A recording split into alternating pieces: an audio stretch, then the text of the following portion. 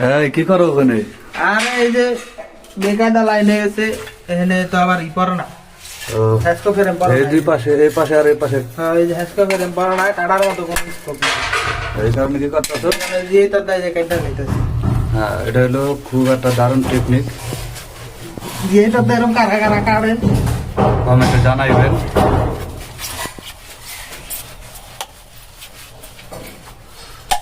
এই যে পাইপটা কাটতে গেছে, যদি এরকম কোন চিবি চাবি জায়গায় পাইপটা পরে, যদি হালকা বুলেটটা কাটতে না পারেন, তাহলে এরকম যে তার দিয়া পাইপটা কাটবেন। তারপর গরম হয়ে গেছে। আগুনের মতো গরম ঠোঁটা বেড়ে গেছে। নগদ অ্যাকশন। আচ্ছা, এটা হলো সিম, সিমের আউটপুটের পানি যাওয়ার লাইন।